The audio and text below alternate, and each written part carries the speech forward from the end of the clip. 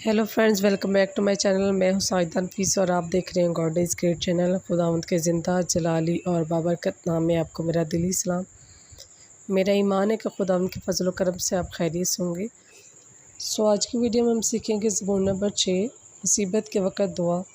Video का अंत तक ज़रूर देखिएगा और अगर आपको मेरी वीडियो अच्छी लगे तो लाइक और सब्सक्राइब ज़रूर कीजिएगा ताकि आपको मेरे नेक्स्ट आने वाली वीडियो सबसे पहले मिल सके और आप अपने ईमान को खुदावंद पर और ज़्यादा मजबूत और पुख्ता कर सकें।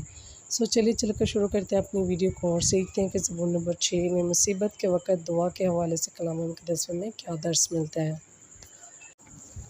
बाप और बेटे और रूह कुद्दस के नाम आमीन। कलाम मुक़द्दस में कुछ यूँ लिखा है, तारदार साज़ों के साथ नीची आवाज़ से ज़बूर अज़ दाऊद।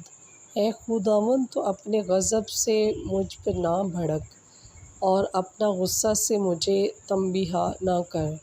ए खुदावंद, मुझ पर रहम कर क्योंकि मैं कमज़ोर हूँ। मुझे शफ़ा बख्श ए खुदावंद, क्योंकि मेरी हड्डियाँ कांपती हैं और मेरी जान भी निहायत परेशान हो गई है।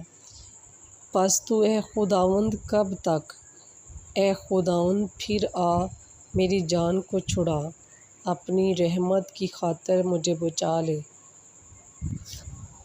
क्योंकि मौत में कोई नहीं जो तुझे याद करे। आलम असफल में कौन है जो तेरी तारीफ़ करे। मैं कराहते कराहते थक गया हूँ। मैं हर रात अपने पलंग को रो रो कर तर करता हूँ। मैं अपना बिस्तर आंसू बहा बहा कर भिगोता हूँ।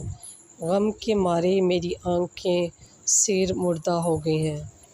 वो मेरे सब दुश्मनों के सबब से धुंधला गई हैं। ऐ सब बदकार, मेरे पास से दूर हो जाओ, क्योंकि खुदावंद ने मेरे रोने की आवाज़ सुन ली है। खुदावंद ने मेरी फरियाद सुन ली है। खुदावंद ने मेरी दुआ कबूल फरमाई है। मेरे सब दुश्मन शर्मिंदा हों और शदीद कांप उठें। वो पीछे हटें और नागहान खजालत खींचें। बस पाकलाम के पढ़े और सुने जाने पर खुदावंद की ख़ास बरकत हो, खुदावंद का शुक्र हो।